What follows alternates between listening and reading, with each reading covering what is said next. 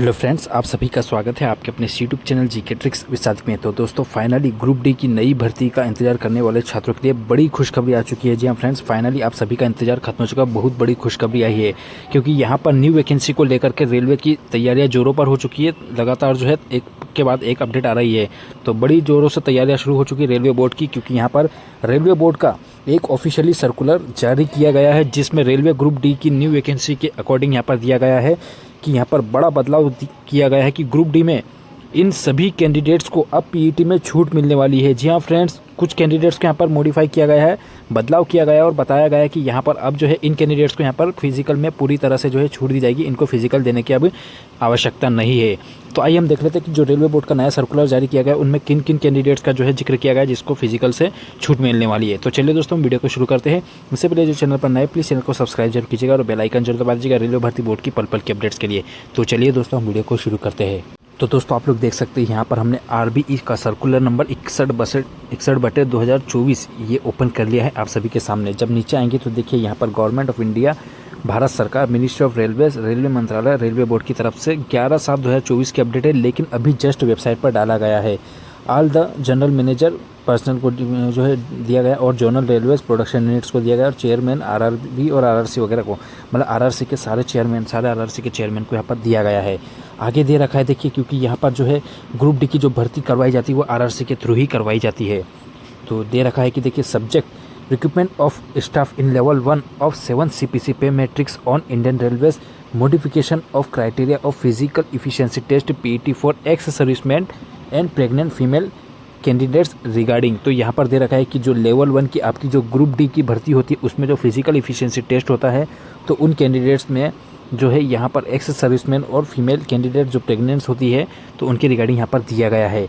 आगे दे रखा है कि देखिए, यहाँ modification of criteria of physical efficiency test PET for ex serviceman and pregnant female candidates was under consideration of board and it has now been decided to provide following relaxation to ex-servicemen and pregnant female candidates in PET for recruitment of level 1 post. मतलब कि यहाँ पर level 1 की जो post group D की आपकी vacancy आती है उसमें जो फिजिकल इफिशिएंसी टेस्ट होता है उसमें एक्स सर्विसमैन का पहला फिजिकल इफिशिएंसी टेस्ट लिया जाता था अभी तक के 2022 तक के जो एग्ज़ाम 23 तक जो हुई है उसमें।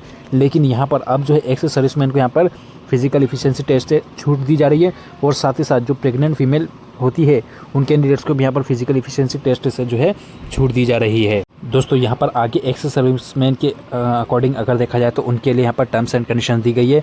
X serviceman will be exempted from physical efficiency test, मतलब कि एक्स सर्विसमैन को यहाँ पर फिजिकल इफिशिएंसी टेस्ट से जो है छूट दी गई है।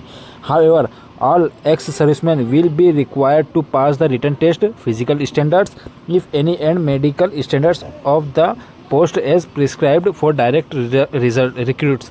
मतलब कि दे रखा है कि जो एक्स सर्विसमैन होंगे उनको सिर्फ और सिर्फ अपना रिटर्न टेस्ट पास करना है और फिजिकल स्टैंडर्ड, मतलब कि वो मतलब किसी प्रकार से जो हैंडीकैप वगैरह ना हो, मतलब कि सारे फिजिकल मतलब कि स्टैंडर्ड्स होना चाहिए, मतलब कि फिजिकली फिट होना चाहिए और कुछ भी मतलब इस तरह से, और मेडिकल स्टैंडर्ड्स उनको पास करना होगा। उसके बाद जो है डायरेक्ट उनको जो है रिक्रूटमेंट कर दिया जाएगा, मतलब कि रिक्रूटमेंट पैनल दे दिया जाएगा। दोस्तों, उसी के बाद यहाँ पर प्रेग्नेंट फीमेल कैंडिडेट्स के लिए भी टर्म्स एंड कंडीशन दे रखी है। देखिए, on reporting of female candidates for PET physical efficiency test a self declaration indicating about her pregnancy status shall be submitted by her. मतलब कि यदि कोई फीमेल कैंडिडेट्स जो प्रेग्नेंट है तो उनको जो है अपना सेल्फ डिक्लेरेशन देना होगा और साथ ही साथ जो है उनका प्रेगनेंसी स्टेटस भी उन्हें दिखाना होगा। जो रिपोर्ट्स वगैरह होती है वो सब कुछ जो है रेलवे बोर्ड को यहाँ पर जो है शो करवाना होगा। उसके बाद in case she declares that she is not pregnant then she may be allowed to participate in the PET। और यदि फीमेल कैंडिडेट्स पाई जाती है कि वो अगर जो कैंडिडेट्स प्रेग्नेंट नहीं है तो उन कैंडिडेट्स को यहाँ पर फिजिकल इफिशिएंसी टेस्ट में जो है पार्टिसिपेट करना होगा, उन्हें पीईटी देना ही होगा। आगे दे रखा है in case of false declaration, यदि कोई कैंडिडेट्स फॉल्स डिक्लेरेशन मतलब कि गलत तरीके से डिक्लेरेशन भरता, मतलब कि अगर वो फीमेल कैंडिडेट्स प्रेग्नेंट नहीं है और अगर वो स्टेटस अपना दिखाता कि वो प्रेग्नेंट है, तो इस तरह से आगे दे रखा है all the risk of undergoing PET will be of her own. मतलब कि जितने भी अंडरगोइंग जो पीईटी के अंदर जो रिस्क होंगे वो सारे के सारे उसी लेडीज़ के होंगे। इस तरह से दे रखा है। दोस्तों, आगे दे रखा है if the female candidates declares before PET that she is pregnant, मतलब कि यदि कोई फीमेल कैंडिडेट्स बोलती है कि मतलब कि वो प्रेग्नेंट है पीईटी से पहले अगर वो डिक्लेयर करती है, then a confirmatory pregnancy test shall be done and in case she is found to be pregnant, तो उसके जो है पीईटी से पहले उनका जो है कन्फर्मेटरी प्रेगनेंसी टेस्ट वगैरह करवाया जाएगा। और उसमें अगर यदि वो फीमेल प्रेग्नेंट पाई जाती है, then in respective of duration of pregnancy, तो प्रेगनेंसी वगैरह अगर उसमें होती है तो she shall be declared temporary unfit and her appointment shall be held in abeyance until the confinement is over. मतलब ये कहना चाहता है कि यदि कोई जो है फीमेल कैरियर अगर प्रेग्नेंट पाई जाती है तो उसका जो है टेम्परेरी क्या होगा, उसको अनफिट किया जाएगा और उसका जो है फिजिकल इफिशिएंसी टेस्ट रोक दिया जाएगा जब तक कि उसकी जो है डिलीवरी वगैरह सब कुछ कंप्लीट ना हो जाए। अब जब डिलीवरी हो जाएगी तो उसके बाद जो है कुछ टाइम बाद इनको फिर से है ना मतलब पीईटी के लिए बुलाया जाएगा और जो है सब कुछ ठीक रहा तो इनका उसके बाद मतलब डिलीवरी के बाद जो है फिजिकल इफिशिएंसी टेस्ट करवाया जाएगा। तो मतलब कि जब लेडी अगर प्रेग्नेंट होगी तो उसके जो है फिजिकल इफिशिएंसी टेस्ट को रोक दिया जाएगा और बाद में जो है डिलीवरी के बाद जो है उनको फिजिकल इफिशिएंसी टेस्ट को के लिए बुलाया जाएगा, जब तक कि इनकी जो है जिस भी पोस्ट पर इनको जो है अलॉटमेंट किया जाना है तो उस पोस्ट को ये होल्ड करके रखेंगे रेलवे वाले। और जब ये सब कुछ कंप्लीट हो जाएगा तो उसके बाद इनको फिजिकल इफिशिएंसी टेस्ट लेने के बाद और मेडिकल फिट पाने के बाद इनको जो है फाइनली उस पोस्ट पर अलॉट कर दिया जाएगा, पेनल कर दिया जाएगा। तो इस तरह से यहाँ पर आप देख सकते हैं कि यहाँ पर फीमेल कैंडिडेट्स को टेम्परेरी, जो फीमेल कैंडिडेट्स है प्रेग्नेंट लेडी है अगर तो उनको टेम्परेरी यहाँ पर छूट दी जाएगी। उनका जो है डिलीवरी वगैरह होने के बाद फिर से उनको फिजिकल एफिशिएंसी टेस्ट के लिए बुलाया जाएगा और मेडिकल के लिए बुलाया जाएगा। जब सब कुछ इनका जो है पीईटी और मेडिकल हो जाएगा तो उसके बाद इनको फाइनली जो है पोस्ट पर अलॉट कर दिया जाएगा। मतलब कि कैंडिडेट्स के लिए यहाँ पर पोस्ट को होल्ड करके रखा जाएगा।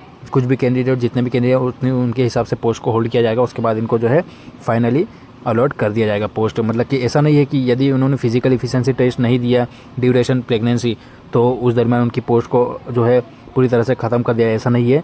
जब उनकी ड्यूरेशन कंप्लीट हो जाएगा तो उसके बाद इनका पीईटी लेने के बाद मेडिकल करवाने के बाद इनको जो है अलॉट कर दिया जाएगा पोस्ट। और यहाँ पर जो एक्स सर्विसमैन को भी यहाँ पर पूरी तरह से छूट दी गई है क्योंकि यहाँ पर जो है डायरेक्ट रिक्रूटमेंट इनका जो होगा तो रिटर्न एग्जाम के बाद इनको फिजिकल इफिशिएंसी टेस्ट देने की ज़रूरत नहीं है। फिजिकल स्टैंडर्ड मतलब कि इनको फिट होना चाहिए ऑल रिस्पेक्ट में और उसके बाद अपना मेडिकल एग्जामिनेशन देने के बाद जो है डायरेक्ट इनको रिक्रूट कर दिया जाएगा।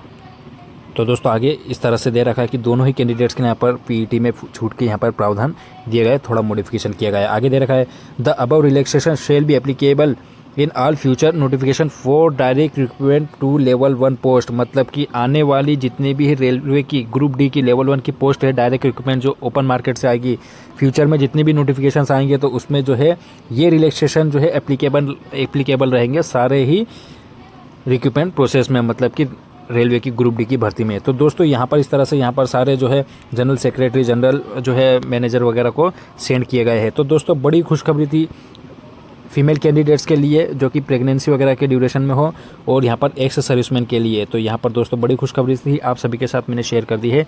ऐसी ही लेटेस्ट अपडेट पाने के लिए हमारे चैनल को प्लीज़ सब्सक्राइब जरूर कीजिएगा। यदि आपकी कोई क्वेरी हो तो हमें कमेंट सेक्शन में पूछ सकते हैं। फिलहाल हम इस वीडियो में इतने रखेंगे। वीडियो अगर पसंद आए तो लाइक कीजिएगा और दोस्तों के साथ शेयर कीजिएगा। नेक्स्ट वीडियो में नेक्स्ट अपडेट के साथ मिलेंगे, तब तक अपना ख्याल रखिए। Bye friends.